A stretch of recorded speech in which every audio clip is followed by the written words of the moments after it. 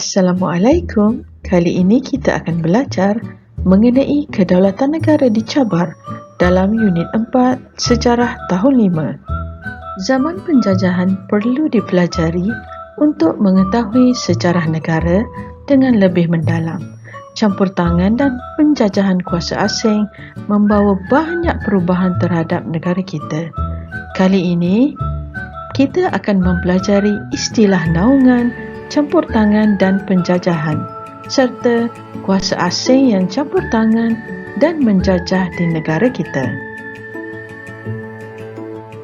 Melihat kepada sebab dan akibat daripada kedatangan kuasa asing ke negara kita merupakan satu aspek pemikiran yang perlu diketahui.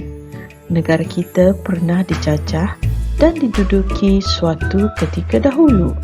Mereka berminat dengan negara kita kerana mempunyai kedudukan geografi yang strategik dan kekayaan hasil bumi serta sumber alam. Kuasa asing menggunakan beberapa strategi seperti naungan, campur tangan dan penjajahan untuk mencapai matlamat masing-masing. Jom kita pelajari dengan lebih lanjut apakah maksud kepada setiap strategi ini. Naungan bermaksud perlindungan yang diberikan oleh kuasa asing kepada sesebuah wilayah atau negeri.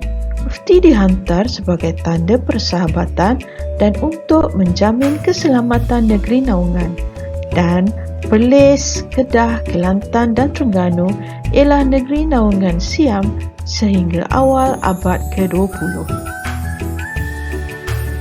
Tadi cikgu ada nyatakan mengenai ufti. Tahukah apa itu ufti?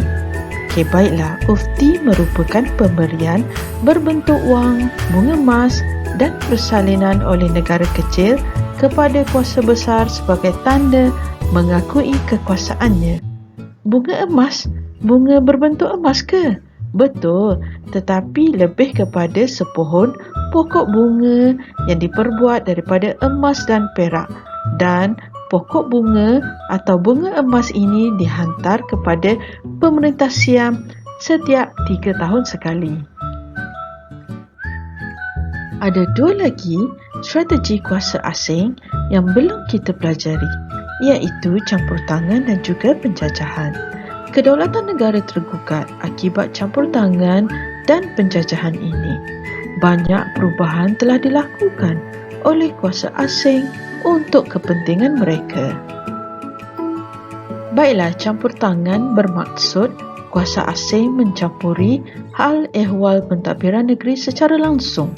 Presiden British telah dilantik untuk membantu pemerintah tempatan mengurus pentadbiran, dan ia bermula di Perak oleh British melalui Perjanjian Pangkor pada tahun 1874. Dan akhir sekali ialah penjajahan. Ia membawa maksud kuasa asing menjadikan sesebuah negeri sebagai wilayah talukan.